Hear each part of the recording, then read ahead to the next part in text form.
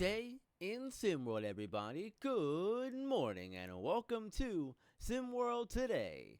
I'm B-Ron, and alongside me this morning is my good friend Siege. The OG crew of SimWorld Today is back in the building. Siege, good to have you here with me. Good to be here. Good to be back. How we doing this morning? Doing all right, man. Doing all right. How about you? I can't complain too much. It's a Friday. Could be worse.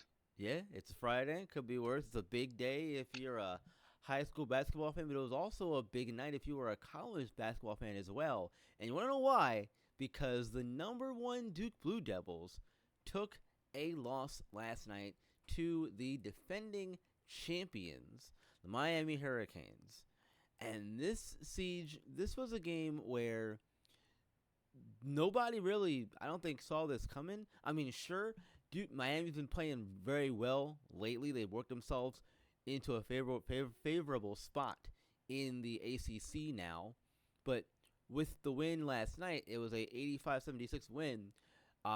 They were led by Dominic Bianco and Jermaine McLemore, and they really showed flashes of why they were, the top team in the land last season, why they won the national championship, all that good stuff last season. Any takeaways from this game for you? I mean, I think for me the takeaways are more on the Duke side of this one. I think they are beatable. I think they're more beatable than people realize sometimes. You just gotta have a good game. Which sometimes when you play the top teams, that's what it is. You gotta have a good game. We definitely saw flashes. Miami's been looking a little better recently. Um, they started to look a little bit more like what we saw last year, and last night, I mean, we saw them do their thing. They proved that they can still compete with anyone.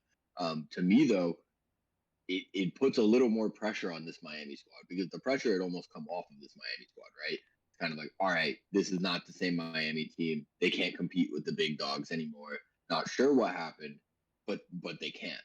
And last night told me they absolutely can because this Duke team didn't necessarily have a bad game. They shot 50%, 55% from the field, 46% from three. Rebounded well, 36. They out rebounded Miami by a decent margin.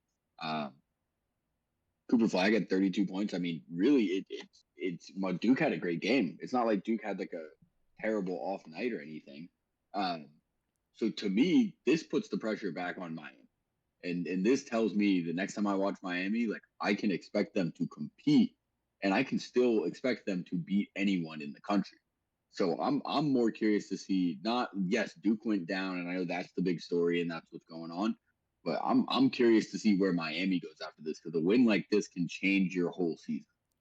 So I'm right there with you. A few more things before I get into my takeaways here. A few things to know that are of importance because of this win last night for Miami. The win puts Miami back in that number two race in the conference, for the second spot in the conference. They're half a game within Duke, and they are now tied with Virginia Tech, with and the tie with VT for the third spot in the conference right now. So they're knocking on the door of second place. One more win will tie them with Duke, and another one, if Louisville loses another game in the conference, it'll put them tie with them for first. So and we know how important these games are going to be down the stretch for these teams to get those number one and two spots to get a chance to play in the conference championship game. But my takeaways also really do lie more so on the Duke side, or on the Miami side as well. I know that Duke doesn't have Jeremiah Minor, and that does hurt them. I personally don't think it's hurt them as much as people but thought it was going to when it first happened. But I still think that they're a dangerous team. I don't think that anyone is gonna start to doubt Duke all of a sudden, because like you said, they still played a good game and they still lost, and that's gonna happen. I do think that Duke does lose their number one spot in the top 25, though. I think that goes to Alabama. And I know you're happy about that, but I from mean, we'll take it. We'll take yeah, it. but for Miami though, I think that this is a game where it showed me that no matter what happens at the start of the season, you can always bounce back, and they have worked their way into a favorable spot now to where they're in a spot to be talked about now, because we thought at one point it was over for Miami. They weren't playing well at all. They were really out of the national conversation, much like Tennessee and UConn at one point.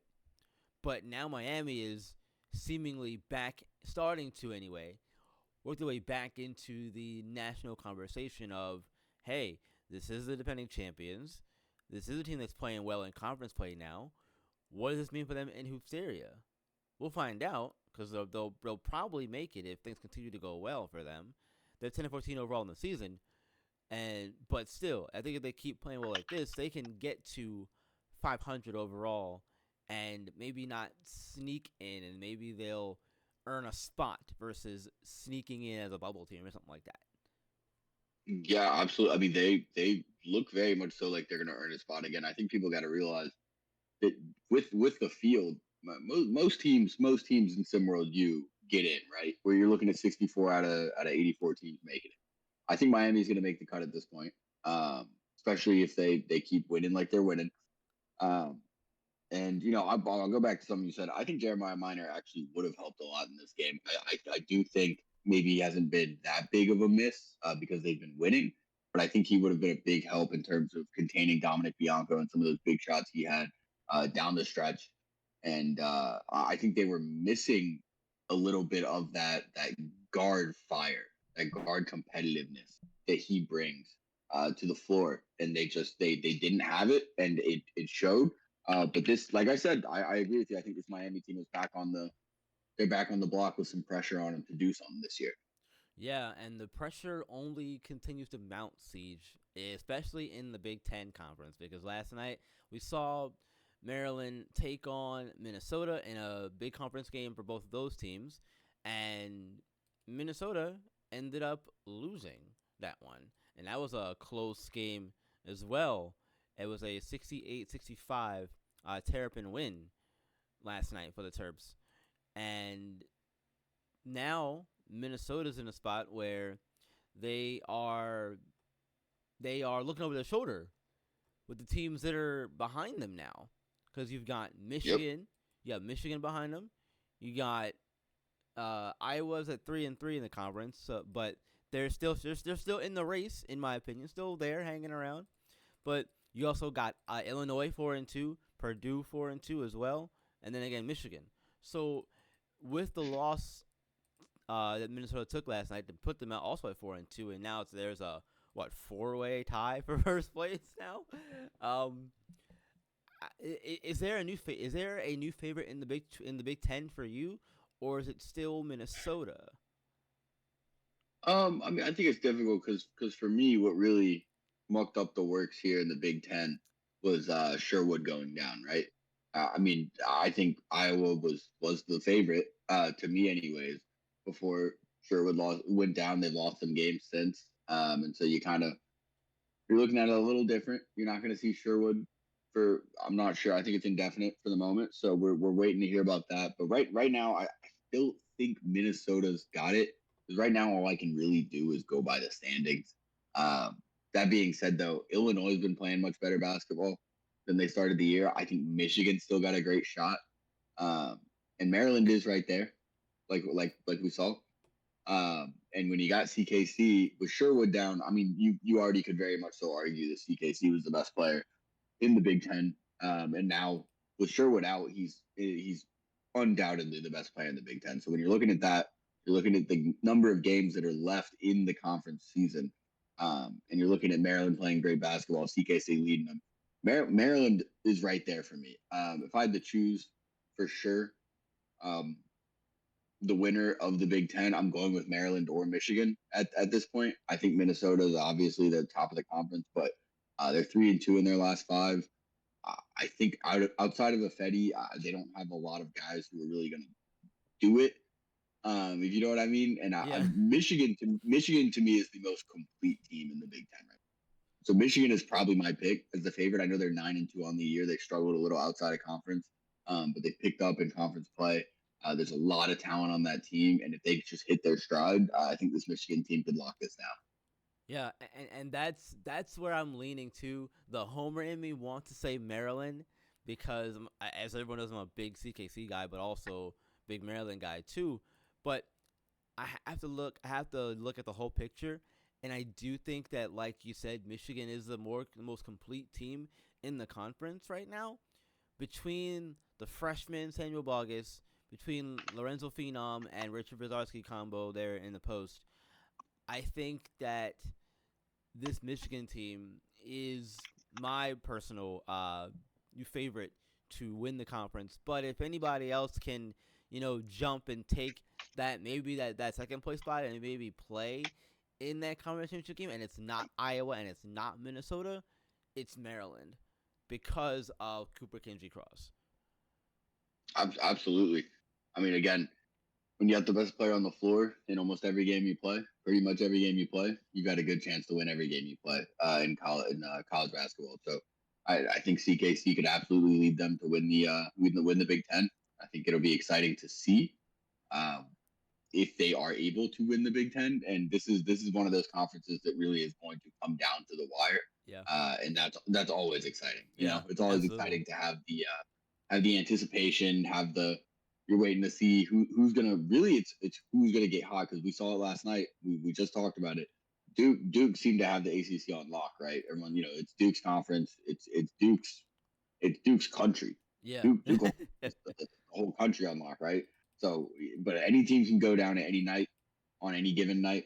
And so I think Big Ten is the same way. Big Ten's the same way, and so this is going to come down to the wire, and it's simply going to be a very, very exciting finish to the season. Yeah, and speaking of Duke and that conference being on lock, yeah, it wasn't until Louisville there went on that 4-game win streak that really got them in the spot they're in right now. So yeah, anybody can get hot, and it seems like right now, Big Ten's waiting on a team to get hot. The longest active win streak right now is just 2. If you're talking about teams that are near the top of the conference. Um, and before we move on, really quick, I want to ask you this question because I asked Rick about Rick the other day about it too. With Sherwood out, now I was lost 2 games in a row without him. How many games do they win with him being on the floor, or with him being out? Because I believe I gave them like 3 wins with Oh, for them. the rest of the season? Yeah. Because Well, he's let me pull up supposed. their schedule real No, quick. you're Let me good. pull up You're their good. schedule. You're good. I'll buy you time. Yeah. Because he's I'll supposed t- to be coming back, towards the beginning of April with sprained elbow. So we'll see. But yeah, what are your thoughts? so let's assume that he comes back. They don't have a game till April 10th in April, right? So they've got 3 more games in March. So let's assume that he's back for that April 10th game at Purdue. So they've got 3 games. 2 are at home. One's out on the road at Michigan State. I think they can win at least one of the 3. This Iowa team's not a bad team outside of Sherwood. You look at Stacey Van Arsdale, you look at Ryder Walls, who's been playing pretty well. I think they can get a win. I think their best chance. They have these 2 games at home. Indiana and Ohio State. They host at home. Ohio State might be a struggle. Um, Having to go up against Cody Johnson. Mm-hmm. Indiana is not necessarily a small team, but they're not a super big team. I think they can manage. What they're going to need is quite a showing from a Stacey Van Arsdale. But this is where you can almost call this good for this team, right? It's not good for the team, but the big thing here is hoops area, right? That's what everyone cares about. That's what everyone wants. Right. Sherwood should be back by then, and it is a big thing when you think about getting those reps during the season. When you think about learning to play without Sherwood, you learn how Yeah. to play without him because yeah, sure he can play most of the game and he might play all of the game for a lot of hoops area games, but being able to operate as a team and learn how to win without your star player, there's a lot of value in that. So I think getting these reps over these next 3 games, the games they've had these last 2, I mean, they've played very good teams these last games against a Minnesota team with a lottery pick in Donald Ifedi, who's leading the Big Ten, and then you got a team in Illinois who's tied for the lead in the Big Ten and has sensational freshmen D'Angelo Jordan and Zay Gore, and that's a really good team. And so now they've got other good teams because the Big Ten's loaded. Michigan State's a tough one, but this Iowa team will be fine. I think they win one or two of the three. I could see them pulling out both those home games, but overall, if he comes back April 10th and they can get back into a groove for those last 5 games of the regular season, this Iowa team's going to be fine. I'm not pressing a panic button on this Iowa team by any. Okay, well that's fair. Good enough. Good enough. Thank you. I appreciate that. So we got one more thing to get through this morning, and it's in the Pac-12 because there's just shocking things all around happening. It seems like because UCLA lost last night as well, and they took their loss to Cal, and that was a big win for Cal, an important one too, because number one, it was only UCLA's second Pac-12 loss of the season, and it was a 68-61 win for Cal over the number 10 Bruins, but also it puts Cal right there with UCLA in tied for first place in the conference, and now it gives them the tiebreaker over UCLA. And this is Cal's third win in a row. They're also 6-2 now. They're the only team that has. They're the only two teams that have 6 wins in the conference. Everyone else is 4. USC, Utah, Arizona, Oregon, Colorado. All of them have 4 wins. So when you look at the conference right now between UCLA and California, does the loss last night for UCLA change them as the Pac-12 favorites in your mind? No. I mean, in fact, if anything, it no, it just really doesn't. And I'll tell you why. Because, like you said, you mentioned the standings, and because of the because of the format of the conference championships, you're looking at the top 2 teams playing each other, right? As of right now, unless something drastic happens, this Cal team and this UCLA team are 2 very good teams. They'll win a few more games. We likely saw a preview of the Pac-12 championship last night, right? Yeah. Because of that, what I will say is it's really hard to beat a good team twice. I'm not saying Cal can't do it. It's hard to beat a good team twice, and they're going to have to beat this UCLA team twice because as it sits right now, they're going to see them again in the conference championship. So great! It was a great win last night. Won't take anything away from them. It would have been different if that had given them a lead. You know what I mean? If it had given Yeah. them a lead in the Pac-12. What all this means to me is that you're looking at a 14-9 Cal team. You're looking at a 15-9 UCLA team who's ranked number 10 in the country. Probably won't be ranked number 10 anymore, right? But what it says to me is that Cal might be just an underrated team. I guess you could say UCLA might be an overrated team, but this Cal team is very good, and they really haven't got enough attention all season. You're looking at a team led by a guy, Jason Tata, who's a 6'8" forward who plays like a guard. He had a great game last night. And then you're looking at a really, really overlooked freshman in Israel Vines, who is better on the defensive end than he is on the offensive end, but he has upped his offensive game substantially. 22 points last night, 9 for 14 from the field, 3 for 6 from the 3-point line. This Cal team is a good team. It's a good team. And so, no, I don't think it means too much for UCLA, except I think maybe they're a little overrated at the 10 spot. This UCLA team is good. They're more scary to me because of the guard play they have and because of the 3-point shooting they have. You meet them in hoops area and they get hot. They can literally beat anyone in the country because they can put up an unlimited amount of points. So again, if I'm UCLA, I'm not at all pressing the panic button on this game. You're likely going to see Cal again very soon in the Pac-12 championship. It's a little concerning that it's a loss at home against an in-state team. But again, at the end of the day, they'll see Cal again. And next time maybe they'll have a better game. They only shot 37% from 3, so I'm not too worried about UCLA here. They'll get hot at the right moment, or they won't, and that's UCLA. Yeah, no, I'm right there with you. I'm still not really too concerned about UCLA. I still think that they're the best team in the conference. But California is definitely making some noise, making their own mark as well. We talked about Tada and Vines, and I want to touch on Vines for a second because we saw him play in high school, Siege, and he was always one of those guys who we always thought was better than he really got a lot of minutes to show when he was playing in high school, and to have him, show his skill set in a game like this against UCLA, where he led the team in scoring. He did things on the defense side too. Yeah, I'm very happy for Vines and how he's been able to help out Jason Tada with Cal this season. He's looked great. He's looked really good. Yeah, there's so many freshmen around the nation that look really good. That's the top performance of the day. We're going to wrap this thing up. Thank you for joining us here on SimWorld today.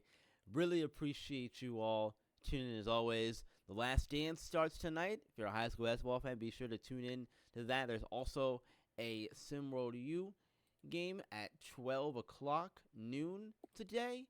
That's gonna be a really good one, Siege.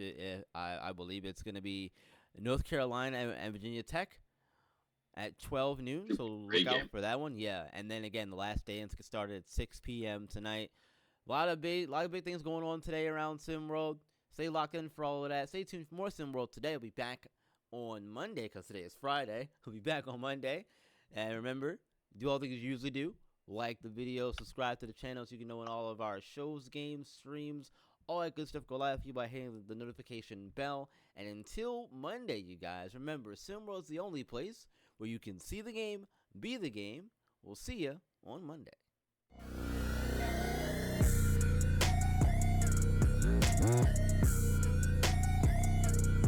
Mm-hmm.